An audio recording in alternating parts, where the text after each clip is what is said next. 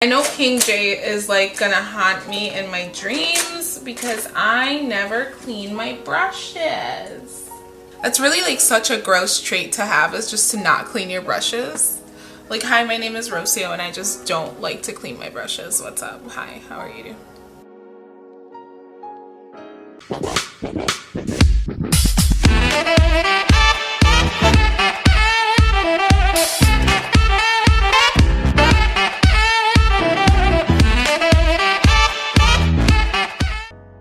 What I've been doing is I've been outlining like my brow, the underneath part of my brow, this part right here, because I feel like when I do my brows before I do my whole face, it just gets messed up. But also if I don't do my brows before I do my eyes, then my brows are not carved out. So this is the way that I've been doing it lately, and I'm kind of liking it. So right now I'm going to prime my eyes. I'm going to be using the Morphe Concealer, and I'm also going to carve out my brows. So I like to just put concealer on my lid, and then with the brush I go in, I grab a little bit of this concealer, and then I just carve out the top of my brow.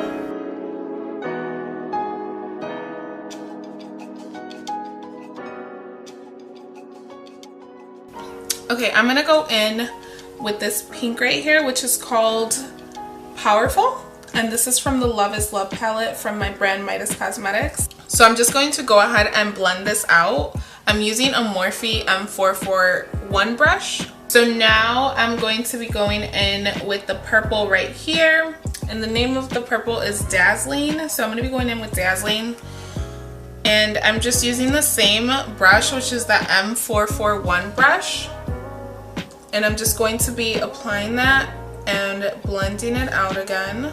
And if you really want like to pack on the color, you definitely can, and it does have like more of a punch, and if you diffuse it, it's really nice and blendable.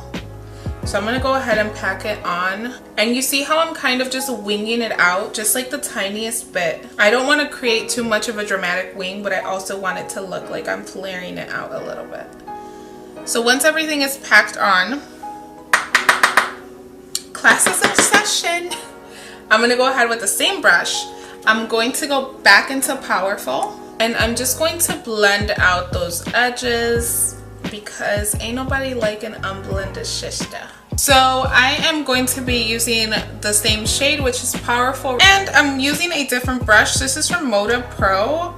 It is the BMX 430 crease brush, but I'm actually going to be using to pack on some pink and then just like add it on top of like where I blended the purple and the pink together, just to make that pink a little bit more vibrant and noticeable, because it was getting lost with the purple. And sometimes when you blend the colors together, they do start to look a little like too blended together, like muddy almost, and we don't like that here on this side of YouTube. We don't like muddy eyeshadow. It's not cute, sis. Alright, so now that that is done, I'm going to go ahead and cut my crease. And I am using the ColourPop concealer, the white one. Oh, bitch, that crease though. You saw that shit? So I'm going to be using the shade right here, which is Strong. And it's a shimmer. And I'm just applying this with a flat brush. This is from MSQ.